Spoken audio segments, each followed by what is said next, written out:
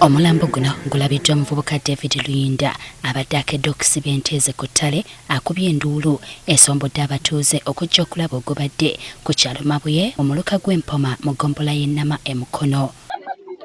Ono abadde asalaasaliddwa ate ng'ayambuddwa wabula ng'engoye ze ziteereddwawo ku bbali n'engatto ze. Tukyalindiridde abakulu abalala okututuukako tulabe oba tusobola okuzuula omuntu ono y'ani. Naye nga we tuli mu ntiisa bamutemyeko emikono, amagulu, tetumanyi bitundu ki ebirala ebitaliiko, ennyindo, emimwa. Luyinda yagudde ku mulambo guno agambye yagoberedde musaayi ng'amanyi oba waliwo eyattiddeyo ente olw'obubbi obususse kyokka kimuweddeko ate okugwa ku mulambo gw'omuntu. Ne ŋŋendawo ng'omulunzi ndabe baasaze nti y'ani. Nensanga muntu era n'engoba ente n'enzizzaayo n'enkubira chairman n'enkubira vice chairman.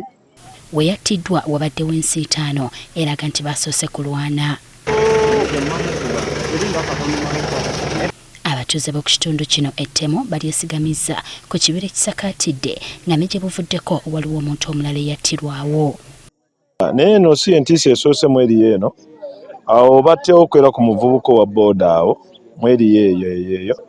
Tekikosezza ono yekka, abantu bangi bazze bafiira mu kibira wano. Abantu sigamba nti ate bakomye ku ono.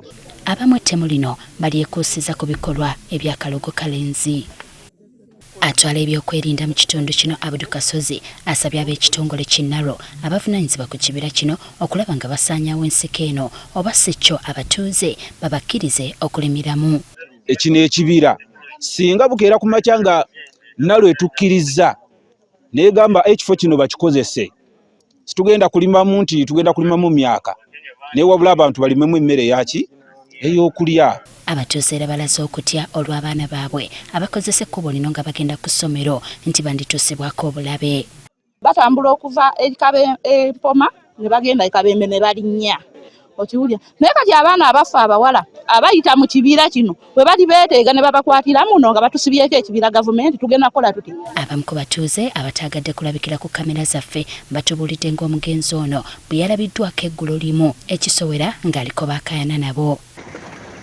Poliisi etuuse n'etwala omulambo ng'okunoonyereza bwe kugenda mu maaso.